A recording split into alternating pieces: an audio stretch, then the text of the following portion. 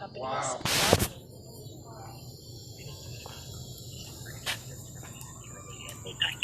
Christopher Alley is a media studies professor at the University of Virginia. He says back then, phone companies started using their existing wires to provide internet service, and they were required by law to lease those wires to smaller competitors.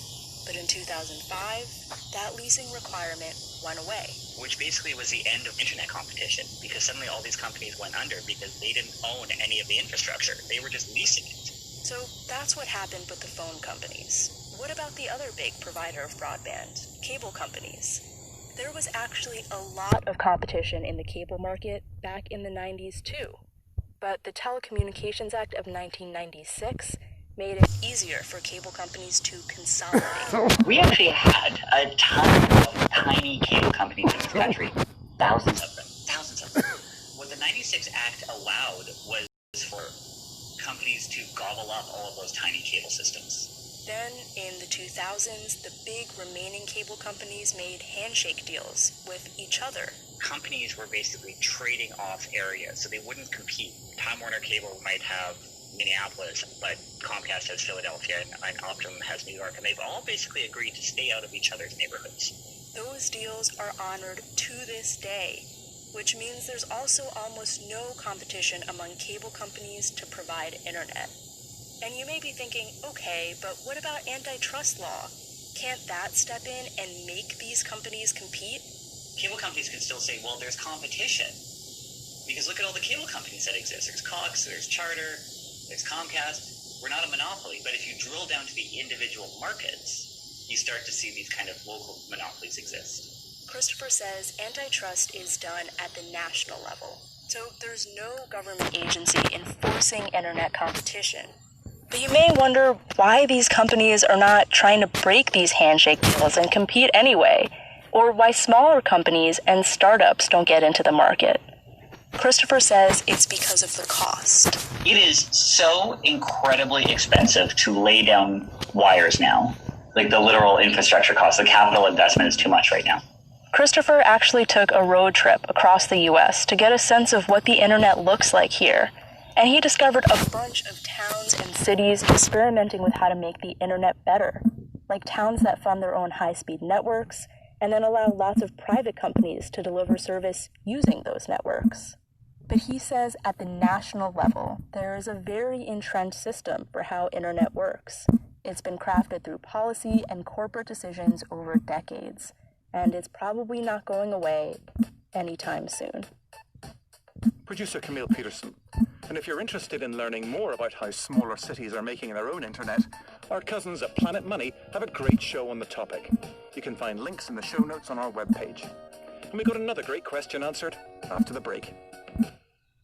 Support for this podcast and the following message come from E-Trade. Trading isn't for everyone, but E-Trade is. Whether it's saving for a rainy day or your retirement, E-Trade has you covered. They can help you check financial goals off your list. And with a team of professionals giving you support when you need it, you can be confident that your money is working hard for you.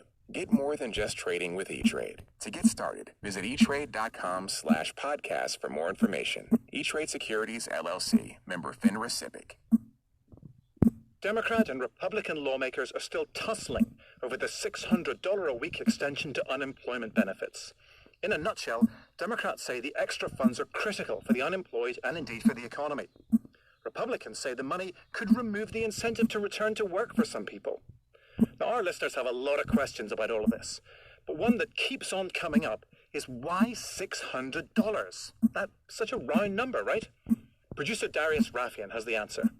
When Congress was debating the CARES Act back in March, people were trying to figure out how much additional unemployment the government should give to the millions of people who had lost their jobs. Michelle Evermore, a senior researcher at the National Employment Law Project, says that one idea was to just give people exactly as much money as they had been making before the pandemic. A lot of people, including me, were calling for 100% income replacement. However, trying to do that is technically infeasible. Infeasible because the computer systems that many state unemployment offices run on simply can't handle calculating in percentage terms. Michelle has traveled the country visiting unemployment offices, and she's spoken with state officials about their computer systems, and what she's found is not exactly reassuring. State unemployment insurance IT is incredibly antiquated. It's based on largely 1970s COBOL mainframes. There's only 16 states that have completely upgraded from those mainframes, and even those new modernized systems aren't necessarily all that modern. That's right. Many of these crucial government agencies, which are the first line of defense against the economic devastation wrought by the pandemic, are using computer systems that may have been built more than 40 years ago. Part of the reason for this, says Michelle, is that unemployment office administrative budgets are an easy thing to cut when the economy is good and there aren't a lot of claims to process. She says admin budgets at unemployment offices are lower now in absolute terms than they were in 2001. And that made it extra difficult for unemployment offices to tackle the flood of new claims that poured in during the early weeks of the pandemic. The spike in claims was historic. So the highest amount of new claims in history was 695,000 in 1982. But we saw 3.3 million new claims the first week, and then 6.6 million claims, 6.6 million claims, over 5 million claims. They're still processing over 2 million claims, so they're still processing more than twice as many claims as the highest point in history. Given the scale of the crisis and the lack of resources at state unemployment offices, lawmakers came up with an alternative solution. Rather than a percentage, which was impossible to calculate, they would go with an average. So they took the average weekly wage before the pandemic, which was about $900, and then they took the average unemployment benefit, which was about $300, and they subtracted 300 from 900, and they got 600. So they said, give every week, and that gets everyone who lost a job up to the average weekly wage. But of course, some people were making more than the average wage before the pandemic. Some people were making a lot less. So the system is imperfect. But until we can bring our unemployment infrastructure into the 21st century, it may be the best we can do. Producer Darius Raffian, who recently departed The Indicator to join the Knight Bagehot Fellowship at Columbia University. We wish